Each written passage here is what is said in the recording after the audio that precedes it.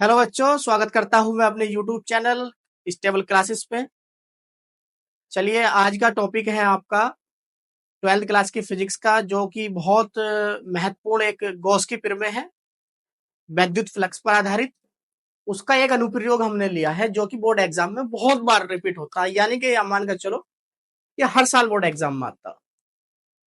तो गॉस की प्रमेय का जो अनुप्रयोग है वो है किसी अनंत लंबाई के सीधे आवेशित आवेशित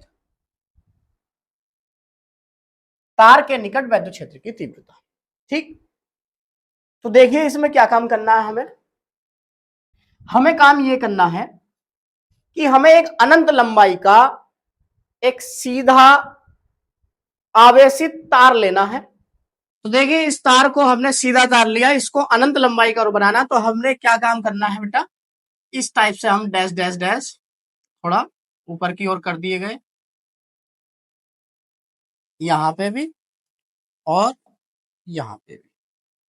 ठीक, अब इसको आवेशित तार का बनाना है, तो हम प्लस का आवेश भी देंगे। ये प्लस आवेश हमने इसको दिया। ठीक, प्लस का आवेश दिया। अब देखिए, इस तार से करना ये है, इस तार से हमको आर दूरी पर वैद्युत क्षेत्र, एक आर दूरी पर एक बिंदु पी है, वैद्युत क्षेत्र यहां पे ज्ञात करना है।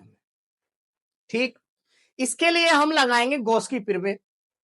अब गॉस की प्रमेय का जो डिमांड है वो ये है कि गॉस की प्रमेय तभी लग पाएगी जब हमें चारों तरफ से एक बंद पृष्ठ मिले। क्या मिले? बंद पृष्ठ। तो हमें इस तार को ढकने वाला एक ऐसा बंद पृष्ठ कल्पना करना है। ठीक, तो इसके लिए हम बंद पृष्ठ कल्पना जो करते हैं वो करते हैं थोड़ा बेलन के आकार का। कैसा? बेलन के आकार। तो बेलन के आकार हमने ये बनाया, देखिए ये बेलन बना लिया हमने। ठीक,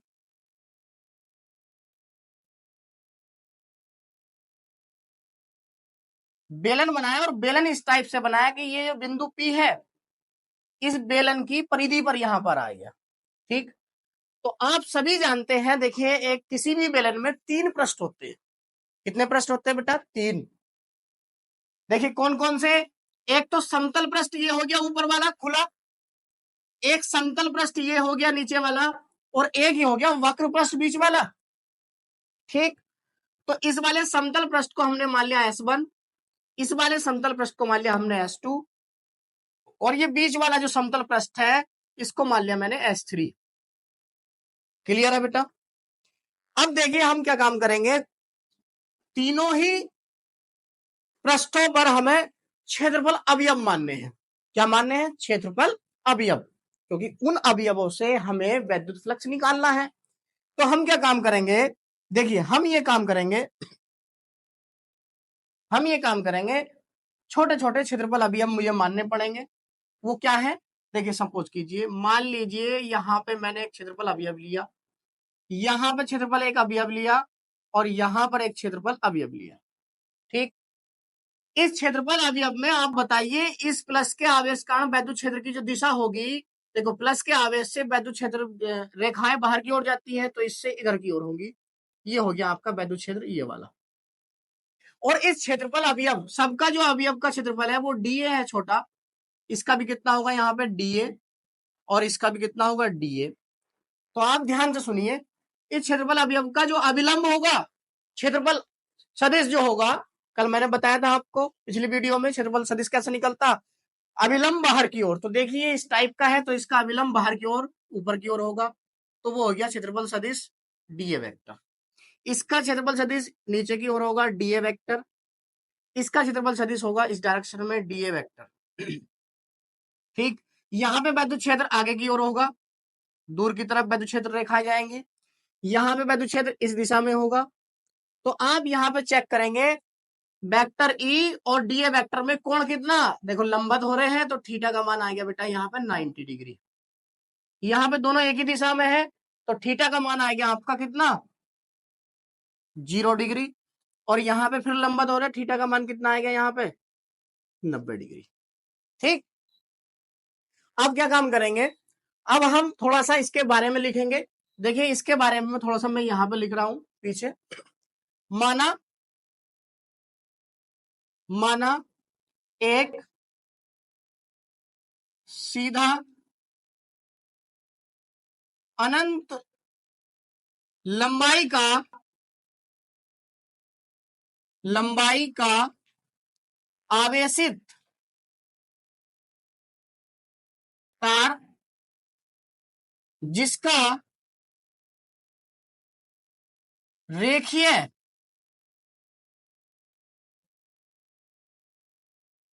आवेश घनत्व लैम्डा है, इससे चित्रानुसार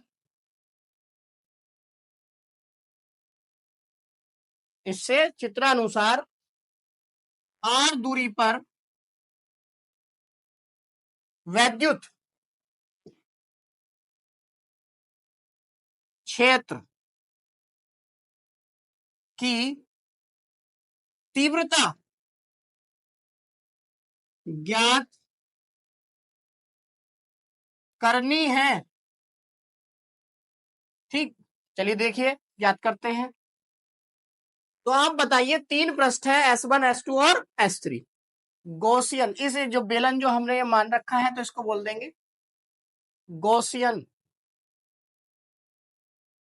तब गॉसियन बेलन से गुजरने वाला वैद्युत flux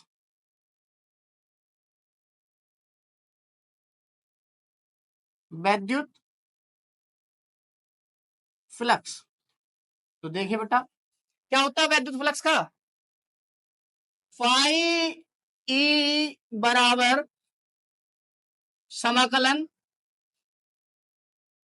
S1 E D A cos theta plus phi S2 E D A cos theta plus phi S3 समाकलन S3 E D A cos theta. तो देखिए S1 पृष्ठ से गुजरने वाला, S2 पृष्ठ से गुजरने वाला, S3 से। तो देखिए बच्चों, सब बच्चे यहां पर S1 के लिए कौन चेक करो जल्दी, S1 के लिए थीटा का मान 90 डिग्री, थीटा बराबर हो गया आपका 90 डिग्री। S2 के लिए थीटा का मान हो गया आपका 90 डिग्री, S2 के लिए थीटा का मान हो गया 90 डिग्री, देखो नीचे। और S3 के लिए थीटा का मान हो गया आपका 0 डिग्री। ठीक, अतः सारे मान ऊपर वाले इसमें रख दो व्यंजक में। फाई ई बराबर, देखो एक बात ध्यान से सुनो, थोड़ा सा शॉर्ट कर लो। क्या थीटा का मान, जब मैं S1 में थीटा का मान रखूंगा तो 90 डिग्री रखा जाएगा, कोस 90 की वैल्यू हो जाएगी 0। तो कोस 90 जैसे ही 0 होगा वो पूरे समाकलन को 0 कर देगा। ऐसे ही S2 में जब रखूंगा वो भी 0 हो जाएगा, बचेगा क्या, S3। थीटा का मान 0 रखने पे कोस 0 का मान हो जाएगा 1, तो पूरा समाकलन बचेगा केवल ये वाला। तो आपका जो ओवरऑल आएगा वो ये आएगा, फाई ई बराबर, ये तो 0 हो गए, 0 प्लस 0 प्लस समाकलन S3 ई डी ए और कोस 0, और याद रखो कोस 0 का मान कितना होता है बेटा, 1। तो फाई ई बराबर मिलेगा आपको कितना, ई डी ए, कोस 0 का मान 1 हो गया। तो हम इसको लिख रहे हैं ई बाहर लेके, ई गुणा समाकलन S3 डी ए। ठीक, इक्वल, अब देखिए ध्यान सुनिए, समाकलन S3 डी ए बराबर, देखो डी ए का जो समाकलन होगा, जैसे dx का समाकलन देखोगे x आएगा, dy का समाकलन देखोगे y आएगा। इसी प्रकार dA का जो समाकलन देखोगे आप, वो कितना आएगा, वो आएगा a, और a कौन सा वाला, S3 वाला। तो आप बताइए S3 क्या है? वक्रपृष्ठ, बीच वाला।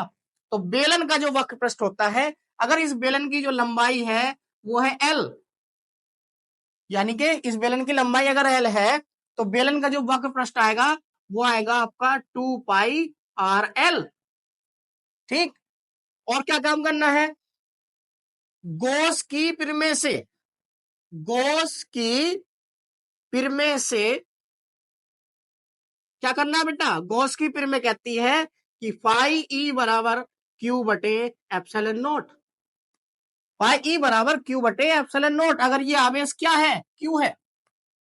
ठीक, तो अब क्या काम करना है? देखो फाई का मान यहां पे कितना आ जाएगा? ई गुणा डीए का मान कितना है? क्या? ए।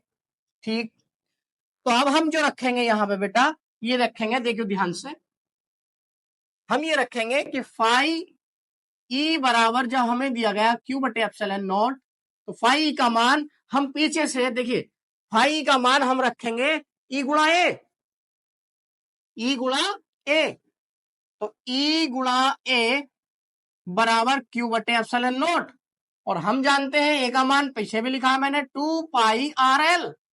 ठीक, तो ई गुणा 2 पाई आर एल बराबर क्यू बटे एप्सिलॉन नॉट। तो देखिए ई का मान आ जाएगा आपका क्यू बटे, देखो इसको, इस पूरी चीज को नीचे ले आओ। ठीक, तो कितना आएगा बेटा बोलो?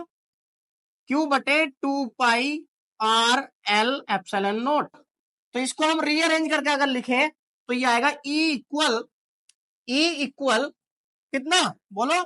देखिए क्यू बटे एल, क्यू बटे एल होता है रेखीय आवेश घनत्व, जिसको बोलते हैं लैम्डा। ठीक, तो लिख दीजिएगा lambda upon 2 pi R epsilon naught, या तो यहीं पे छोड़ दो, न्यूटन पर कूलाम, ये फॉर्मूला बन गया।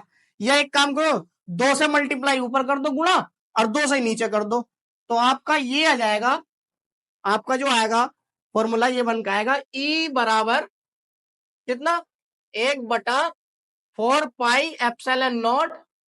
ठीक, 2 लैम्डा, देखो 2 से नीचे करी मल्टीप्लाई, तो हुआ ये 2 2 जा 4 हो गया, 4 पाई एप्सिलॉन नॉट और 2 लैम्डा बटे एप्सिलॉन नॉट, सॉरी 2 लैम्डा बटे आर, ये फॉर्मूला आपका आ गया न्यूटन पर कूलम।